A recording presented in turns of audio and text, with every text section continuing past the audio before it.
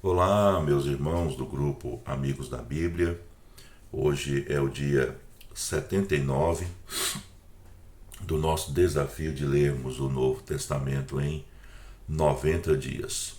Hoje vamos falar sobre Hebreus, capítulo 10 até o 13.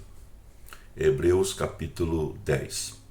Esse capítulo encerra a sessão sobre o sacerdócio superior, que foi do capítulo 7 e encerra-se no capítulo 10, com a explicação de que o sacerdócio de Jesus fundamentou-se no sacrifício supremo. Ele sacrificou a si mesmo. O autor apresenta três motivos porque o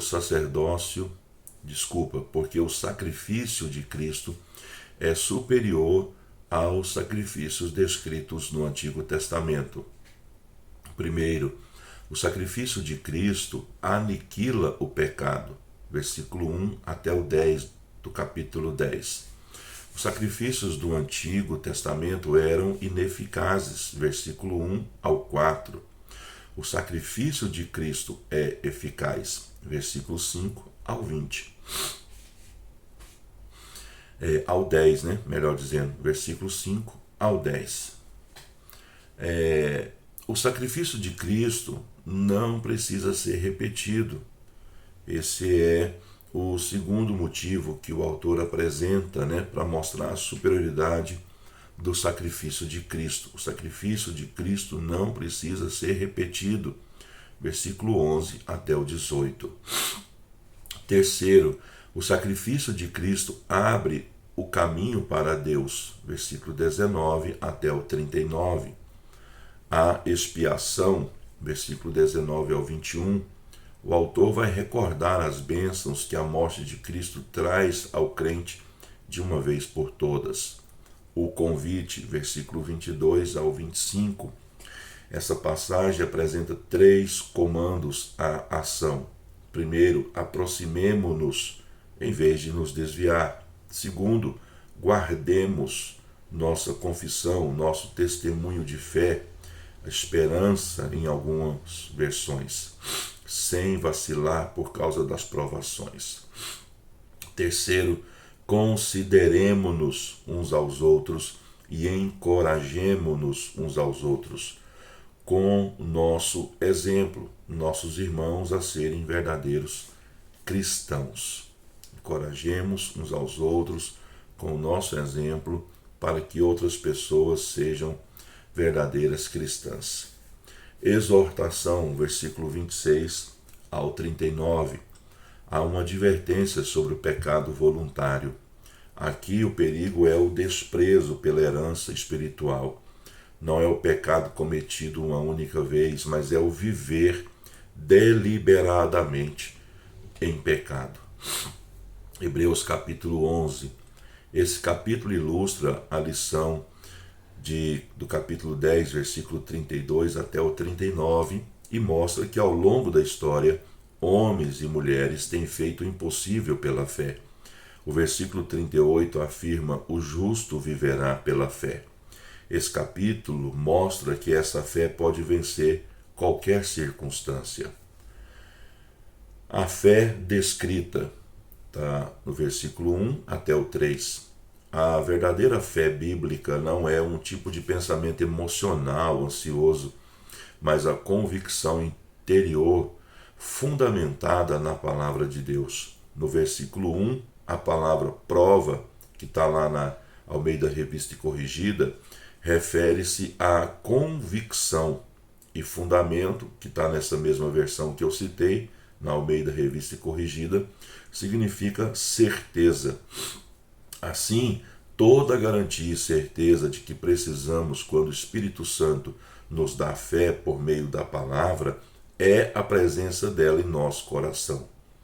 O Dr. Oswald Sanders diz: a fé capacita a alma do crente a tratar o futuro como se fosse o presente e a agir como se visse as coisas invisíveis. Pela fé, vemos o que os outros não veem. Observe os versículos 1, 3, 7, 13 e 27.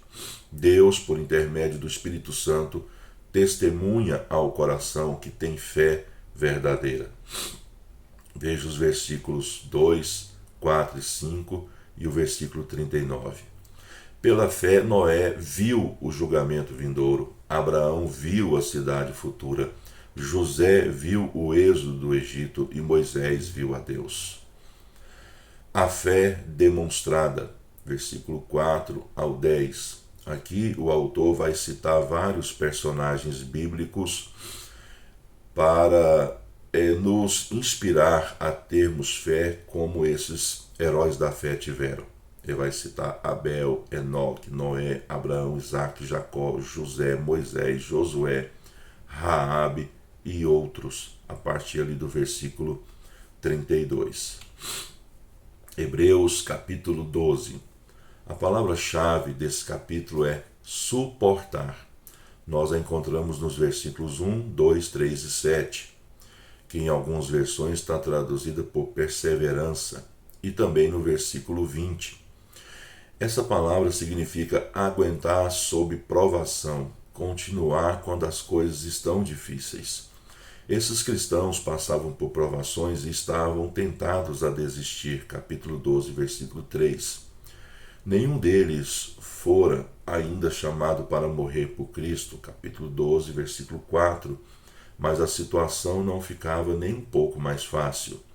O autor lembra, no versículo 5, as 3 exortações que os ajudariam a ficar firmes e a crescer a fim de encorajá-los a ter confiança em Cristo. O exemplo do Filho de Deus, versículo 1 até o 4, a garantia do amor de Deus, versículo 5 até o 13, e o poder da graça de Deus, versículo 14 até o 29. Hebreus capítulo 13. Aqui temos o apelo final dessa epístola. O autor explicou as verdades doutrinais e agora encerra com admoestações práticas que se aplicam a todos os crentes. Os inimigos deles diziam que se permanecessem leais a Cristo perderiam tudo. Os amigos, os bens materiais, a herança religiosa do templo, os sacrifícios, o sacerdócio. No entanto, o autor menciona que o crente não perde nada ao crer em Cristo. Pela fé, o cristão dá as costas aos sistemas religiosos desse mundo, nesse caso, o judaísmo, e em Cristo fixa os olhos e o coração na verdadeira adoração espiritual a Deus. Nesse capítulo, observe as bênçãos espirituais que o cristão tem, embora possa perder tudo deste mundo. Comunhão espiritual de amor, capítulo 13, versículo 1 até o 4. Tesouros espirituais, capítulo 13, versículo 5 até o 6. Alimento espiritual, capítulo 13, versículo 7 até o 10. Aqui ele vai falar sobre, no versículo 7, por exemplo, ele vai dizer: lembrai-vos dos vossos guias. Provavelmente ele se refere aos pastores que os guiaram, mas já se foram. Talvez tenham sido martirizados, né? Guias aqui é a mesma coisa que líderes, pois espera que o pastor lidere o rebanho. Como ele lidera, ele faz isso por meio da palavra. Também no versículo 17, também falando sobre alimento espiritual na palavra, ele fala: obedecei aos vossos guias, aos vossos líderes, aos vossos pastores. Vai depender da versão que a pessoa está lendo.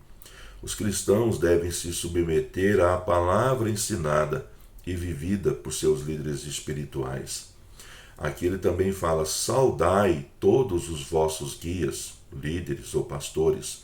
Versículo 24.